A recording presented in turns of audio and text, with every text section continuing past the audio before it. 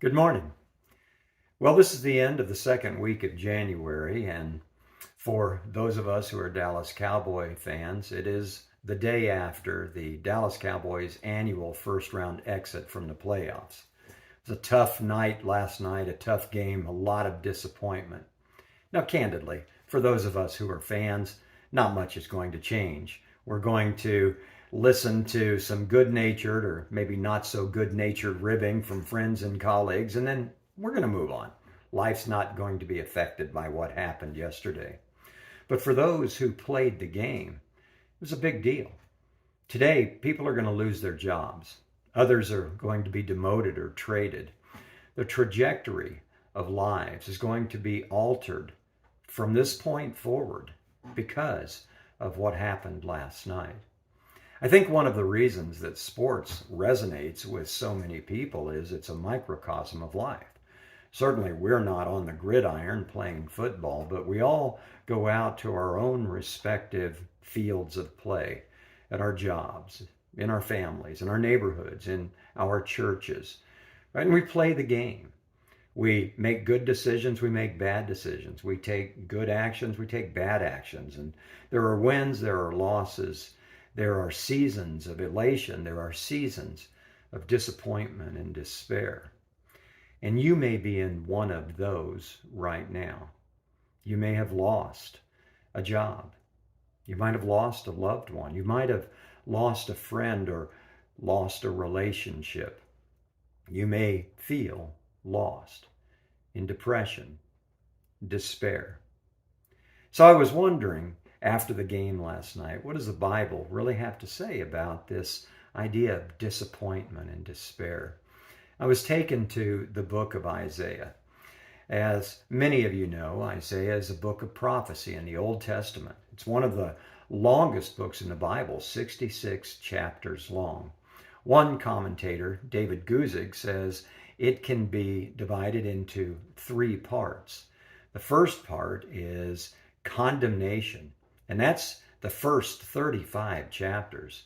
Condemnation for the children of Israel, for the poor decisions they had made, the poor actions they had taken, turning away from God and sinning in a great way.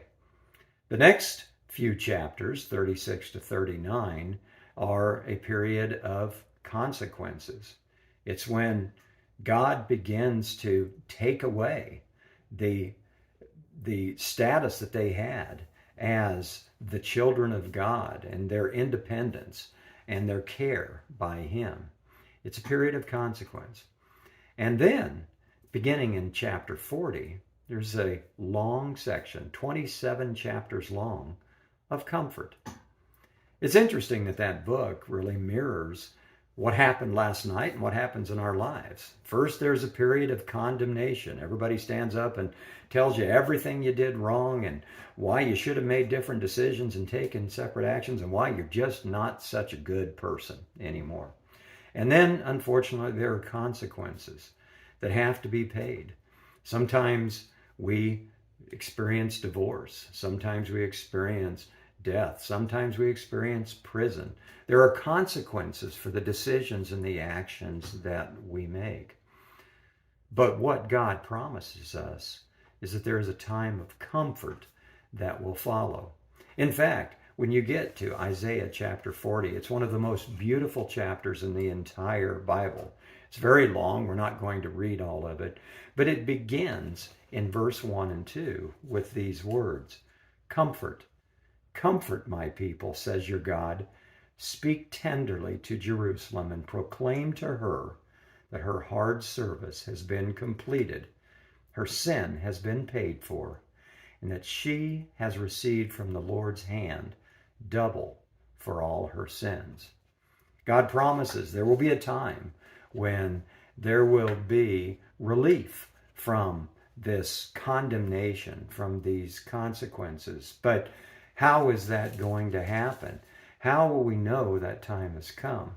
Well, it's later in the chapter, in one of the most beautiful, beautiful set of verses in the entire Bible, that it says this, "Do you not know? Have you not heard? The Lord is the everlasting God, the creator of the ends of the earth. He will not grow tired or weary, and his understanding no one can fathom. He gives strength to the weary and increases the power of the weak. Even youths grow tired and weary, but those who hope in the Lord will renew their strength. They will soar on wings like eagles. They will run and not grow weary. They will walk and not be faint. This beginning section in chapter 40 all the way through 66 begins to tell of the promise of the Messiah who is to come.